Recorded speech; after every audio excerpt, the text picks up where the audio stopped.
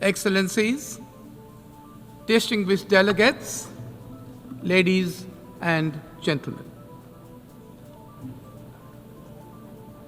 Sri Lanka felicitates His Excellency Philomen Young of Cameroon on his election as the President of the 79th session of the United Nations General Assembly. Mr. President, against the background of global turmoil, setbacks and transformations, the aspirations of this year's Assembly for a better global future resonate with those of the people of Sri Lanka. On the 23rd of September, following a transparent and peaceful electoral process and a dignified transition in keeping with our decades of democratic practice, His Excellency President Anura Kumara Dissanayake was sworn in as the 9th Executive President of Sri Lanka. The people of Sri Lanka have vested in him the mandate to realize the people's aspirations for the future and to build a sustainable foundation for future generations. His Excellency President Dissanayake has outlined to the nation his determination to put in place a united Sri Lanka and a transformed ethical political culture. A political culture echoing the wishes of the people. His future trajectory combines nation building based on public trust in governance and in the political system through accountability, integrity, and the elimination of waste and corruption.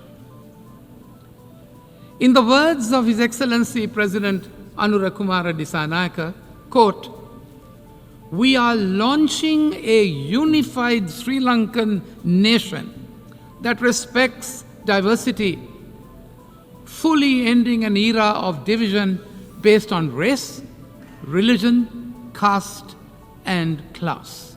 Close quotes. In order to achieve these objectives, the government has recognized that it is crucial to reinforce stability and confidence in the economy and stimulate growth. The government will work within commitments to reach macroeconomic stability through the framework of international financial institutions and in negotiations with sovereign and private external stakeholders. The government is acutely aware of the hardships that have been faced by the people in the process of economic transition. Measures will therefore be put in place to generate greater resources for enhanced public expenditure and welfare to raise the living standards of our people with equity and justice. Mr. President, the recent vote for change by the people of Sri Lanka presents us with a renewed opportunity, and we are determined to succeed, including with the support of our friends in the international community. Mr. President, despite our consensus on the Pact of the Future, this year's UNGA takes place at a moment of profound global crisis on multiple fronts. In the Middle East, we are closer to wider regional conflagration than when we convened last week, and the humanitarian suffering in Gaza gets worse by the day. The achievements of the SDGs now appears beyond our reach, and we are off target on the Paris climate goal to limit the temperature increase to 1.5 degrees centigrade above pre-industrial levels. Big power rivalries and geopolitical tensions have reignited and widened, and new rifts are reappearing on north-south lines. Racism, intolerance, discrimination, and xenophobia against migrants are on the rise. Theaters of conflict and tension have opened up on land and in oceans. The developments in the digital realm provides a fertile ground for proliferation of disinformation and hate speech, with the potential of violence. Mr. President, the lingering impact of the pandemic have reverberated throughout the global economy, creating profound economic insecurities, threatening free trade and leading to protectionist barriers.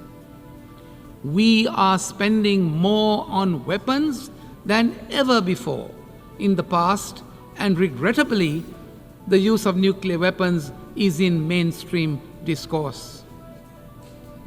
New domains are being weaponized, including outer space and cyberspace, while the use of AI is challenging international humanitarian law in the battlefield. Excellencies, today a large number of developing countries, including my own, face a debt crisis of unprecedented proportions. This debt distress severely impedes our ability to invest in sustainable development, as we are unable to meet these financial obligations while simultaneously investing in the future and the well-being of our people. It is a fact that financing challenges remain at the heart of the sustainable development crisis. As per the Financing for Sustainable Development report of 2024, the SDG financing gap is between US dollars 2.5 to 4 trillion. Staggering, isn't it? Mr. President, given these immense challenges, the need for comprehensive reform of the global financial architecture has never been more pressing. The current international debt resolution framework has failed to respond adequately and efficiently to contemporary challenges. The global landscape has changed dramatically, with global debt, particularly in the developing world, increasingly controlled by international bond markets and non-Paris Club lenders. Think about it. It is therefore time that we review the architecture's traditional moorings. We must urgently reform this system to reflect the new economic landscape. It is therefore necessary, we say, to find a more efficient, comprehensive, and equitable way to address the debt crisis. Mr. President, other institutions of global governance that reflect the world of the past century need to be reformed to meet the challenges of the present and the future. The composition of the Security Council must be expanded to be representative of current global diversity and decision-making. In parallel, the role of the United Nations General Assembly, the most representative primary organ of the United Nations, where all countries have an equal voice, must be strengthened and revitalized. Mr. President, Sri Lanka's commitment to maintaining global peace and security has been unwavering. We recognize that peacekeeping is one of the most effective tools to the United Nations to help member states to manage the difficult phase of transitioning from conflict to peace. Sri Lanka has been contributing to United Nations peacekeeping operations in some of the most hostile and demanding deployments. Over 23,000 men and women from Sri Lanka, armed forces and police have contributed to ensuring international peace and security under the UN banner over the past 6 decades and has been commended for high-caliber service. Mr. President, beyond economic recovery, we face an even greater existential threat: the ongoing climate crisis and the accompanying need for a just energy transition. Although our development strategy has not contributed to climate degradation, Sri Lanka has taken concrete steps to address these challenges. We will increase our nation's forest coverage and increase renewable energy in our energy mix. It is time for developed countries, Mr. President, to fulfill their obligations and assume their fair share of responsibilities under the principle of common but differentiated responsibilities. We need their support in mitigation and adaptation efforts, as well as compensation for loss and damage. Without a concerted international effort, Mr. President, to bridge the climate financing gap, the burden of climate impacts will continue to fall most heavily on those least responsible for the crisis. Sri Lanka is committed to phase out coal by 2040 and reach net zero carbon emissions by 2050. As a climate vulnerable country, Sri Lanka has been advocating for operationalization of the Loss and Damage Fund and called for climate justice. There is therefore an urgent need, we say, for increased climate financing, especially for vulnerable developing nations like Sri Lanka. Mr. President, two other critical issues which are also relevant to Sri Lanka as an island nation were part of the discourse during this year's high-level week. Sea level rise is an imminent reality affecting millions.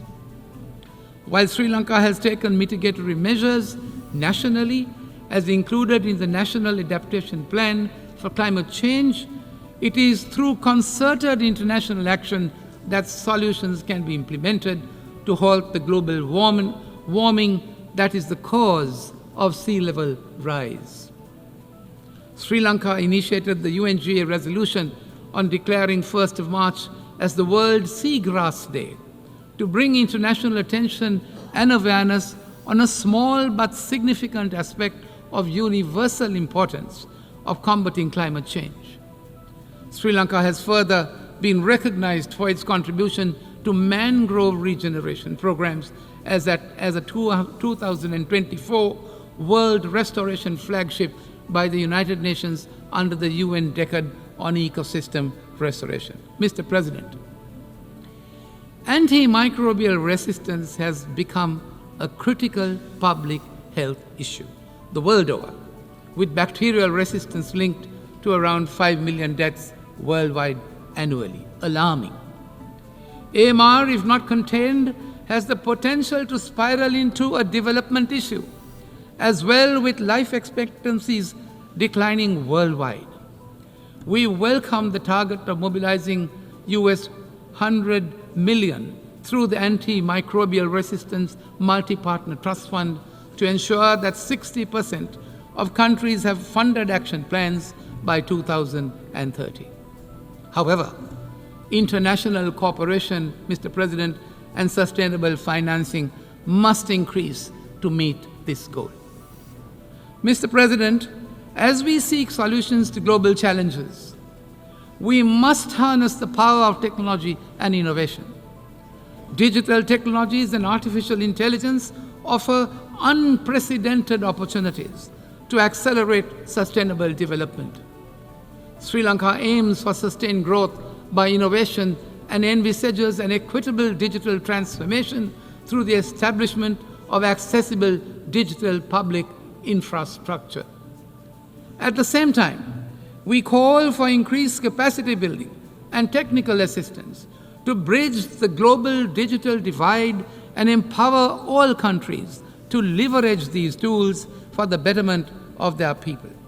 Mr. President, the General Assembly's theme calls on us to leave no one behind and to act together for the advancement of peace, sustainable development, and human dignity for present and future generations. In Sri Lanka, 38% of our total population is youth, which is the most capable and dynamic resource that can contribute to our future development. Sri Lanka advocates for increased youth participation, in decision-making processes. After all, the Declaration on Future Generation is theirs. Simultaneously, the new Sri Lanka will realize the aspirations of a just society with greater empowerment for women who make up to 52% of our population. Mr. President, as we look towards the future, we must also address one of the gravest injustices that this Assembly has inherited from the past. Sri Lanka has repeatedly voiced its concern over the dire humanitarian situation in the occupied Palestinian territories. We reiterate our support for the recognition of the legitimate and inalienable right of the Palestinian people to statehood and join the call for a two-state solution based on the 1967 borders in line with all UN resolutions. As a country, Mr. President, that has suffered separatist terrorism for decades, we condemn the terrorist attacks in the Middle East and elsewhere in the world. Sri Lanka calls for complete and unconditional lifting of all unilateral coercive measures imposed against any country, as they hinder free trade, right to development, and have unintended humanitarian consequences.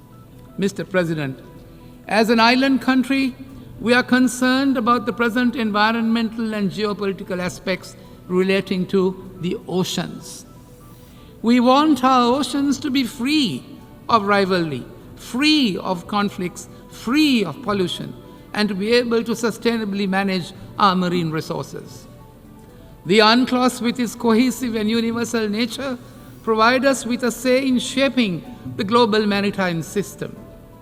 Sri Lanka remains committed to the balance and collaboration embedded within the treaty, enabling freedom of navigation and sustainable use of the oceans, respecting the sovereignty of the coastal states.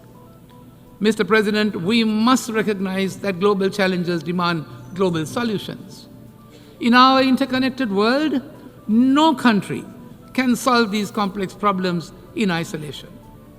We must strengthen our international institutions, enhance knowledge sharing, and foster strong relationships. We must work together equitably, ensuring all voices are heard in shaping our shared future. It is encouraging, I say, that several developing countries are on the cusp of becoming the leading economies of tomorrow. We must bolster South-South cooperation to foster economic growth, social progress, and sustainable development among us. However, South-South cooperation is not a substitute, we appreciate, for the responsibilities of the global North as set out in the Addis Ababa Action Agenda and the Paris Agreement. Mr. President, in conclusion, as Sri Lanka embarks on a path of national unity, ethical governance, and economic recovery, and growth with justice and equity under a new leadership, we reiterate our commitment to multilateral cooperation in pursuit of peace, of prosperity, and of sustainability. We must harness the power of international solidarity, my dear friends, to confront the interconnected challenges before us, as well as to explore durable solutions to the generations to come. I thank you, Mr. President.